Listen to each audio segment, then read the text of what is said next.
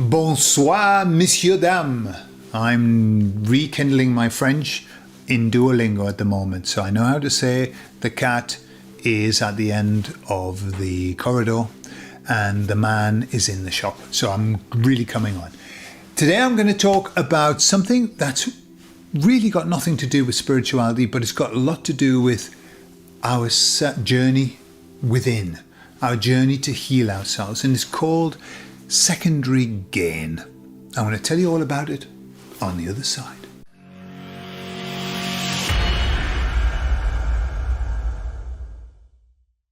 So let's be frank here. All of us are a little bit, I'm trying not to swear too early on in the video because YouTube picks up the swear words, but I'm going to do it anyway. All of us, in some way, are a little bit fucked up, okay? And I include myself in that. All of us are a little bit fucked up, but our job is to fix that, is to unfuck ourselves, yeah? To get the fuckery out of our lives. And that's a challenge. It really is a challenge. In and of itself, it's difficult. Why? Because we've got this childhood trauma, and then we've built on that trauma. We've created habits that we shouldn't have, and things that we do that we shouldn't do. And then we've got to try and fix it all. Okay? And it's a big job. It really is. And were that enough, were that all, that would be a challenge. But then we've got something else that stops us from getting better. No matter how much we want to get better, no matter how many times we tell people that we want to get better. Okay? In fact, I'll tell you something that I've noticed in the years that I've done therapy. The people that talk the most about wanting to get better are the ones who tend not to. Right? The ones who are always talking about, and I want to get better, and I want to get better, and I want to get better, and then they don't. What's that about? What's going on? Well, there's this thing called secondary gain. All right, so imagine the way that it works. We have a problem. Houston, we have a problem, okay? And then we go to therapy, and we work on that problem. And remember, the therapist doesn't fix your problem. You fix your problem. The therapist just happens to guide you to have the right thoughts, the right ways of healing something. Yeah, get some insights and stuff like that. But it's basically, we've got to do it. We've got to do it. There are no gurus. There are no saviors. We've got to be our own savior. Yeah, and we have the power. You know, we are sparks, pieces of God. Yeah, so we can do it. However, what happens sometimes is that our problem, the problem that we have, gives us things. And so just imagine you've got a problem and it's a bastard and it's causing you untold issues in your life. Problems in your relationship, problems at work, problems with yourself. Yeah. However, having that problem gives you other things, right? And this is what secondary gain is. So you've got a problem, this one, you want rid of it. Goodness knows you've said it enough times. You want rid of it. However, the question is, what would life be like without the problem? Okay? Now, most people would say it would be absolutely bloody lovely, you know, not to have these problems. It would be lovely. The issue is, it would be lovely, but you would have to give up some things. Okay? This is what secondary gain is all about. Now, this isn't something that we consciously are aware of. Secondary gain is unconscious, but it's the unconscious mind that says, if I don't have this problem, then I will have to do certain things. I will have to face up to certain things. You see, so what happens is, and this is what's been inculcated in the people of the world today, is to become a victim. Okay? Victim, victor. When you're a victor, it's a beautiful place. Beautiful place, ladies and gentlemen. Beautiful place. However, it demands a very high level of responsibility. Victors are self-motivated, self-acting, they do things, yeah? They don't take no for an answer. They don't stop when they fall down. They get back up, they dust themselves off, and they carry on. That's a victor. There's a lot of work involved in being a victor. The only way that you can be a victor is if you feel like one, okay? When you're a victim, you don't have to do anything. Why? Because it's all them bastards. It's all of them. What can I do? Yeah. Everything's shit. What can I do? It's all them. Yeah. When you're a victim, then you don't have to do anything. It's very comfortable in its misery. I'm not saying it's comfortable as in it's a wonderful place to be. No, it's a shit place to be. But there's comfort within it because you don't have to step up to the plate. You don't have to be the best version of yourself. You can just be a shit version of yourself. You don't need to. And so what happens is quite often when we want to get better, our unconscious mind balances out the pros and cons of it.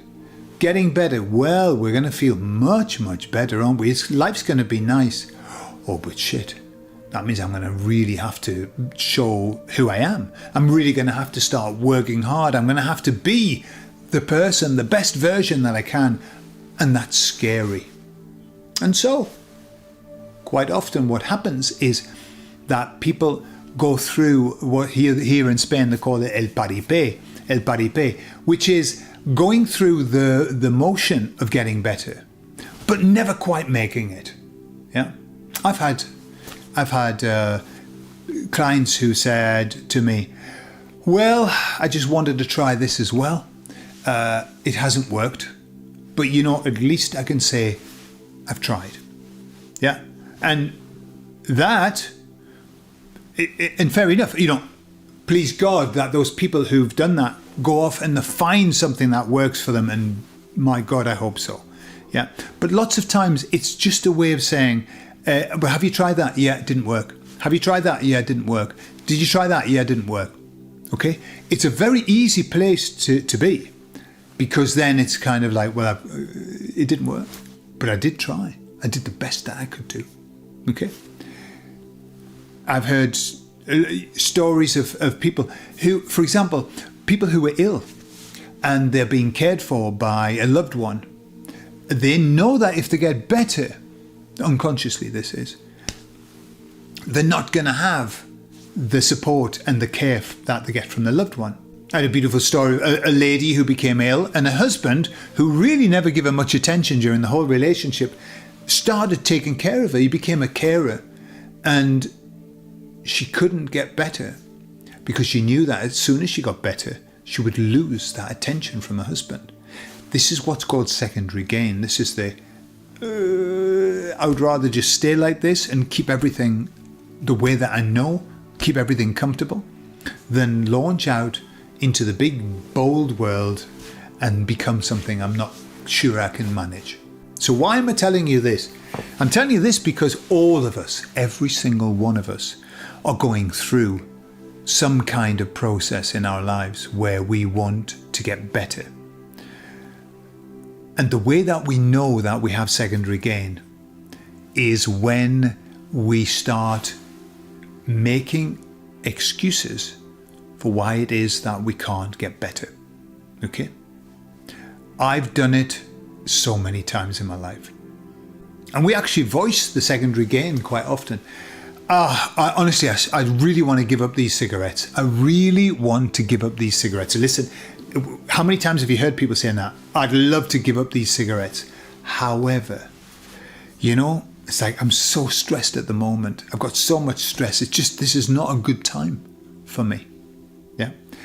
That's the secondary gain, which is if I didn't smoke, what would I do in times of stress? Of course, I mean, you know, there are a million things that you can do in times of stress rather than sticking a cigarette in your mouth. But it's just a nice way of justifying. We verbalize it, but sometimes we don't. You know, we lie to ourselves that I don't know. Obviously, I'm a difficult case. It's never going to change for me. you've got to ask yourself the question, what do I stand to lose? It's not, what do I stand to gain? It's easy. We can all, what would I gain if I got rid of this problem? Oh, well, we could list it out. What do I stand to lose? What will I lose? What safety will I lose? What security will I lose if I don't have this problem anymore? Yeah. A classic example of this is the people who have fear of success, and they sabotage themselves. Whenever they see themselves getting near to success, they sabotage it. Why? Because success is too scary for them, and they've got the possibility of losing the comfort of not being successful, because being successful demands a very high price. You've got to be the best version. You've got to work hard. You've got to do the do. You've got to walk the walk, not talk the talk. And so they would rather spend the time talking about how disappointed they are that they'll never be successful. That's an easier place than being successful. Okay? So it's something that we all have to do. And this is a message to me as well. Where in my life am I pinching it off, to use Esther Hicks' expression? Where in my life am I pinching it off? Kidding myself, lying to myself that I can't do something just because it's more comfortable not to do it, even though I really want to. And ask yourself, where in your life are you talking about wanting to improve something and you never do? Like my friend, Eddie, who used to say, going to get back to that gym. I'm going to get back to the gym. And for 15 years, every single Friday night when we went out, I'm going to get back to that gym. I really am. I used to go to the gym. I loved it. I'm going to get back to the gym. I'm going to get in form. Never. And he never did it. Why? Because it was much easier to talk about it than do it. Yeah? We're strange creatures, aren't we? We are very, very strange creatures. Very simplistic in many ways. And very easy to read in many ways. That there's something not right here. There's something not, look at your life. Is it where you want it to be? No? Then where are you lying to yourself? Where are you convincing yourself that you can't when you really can? Okay?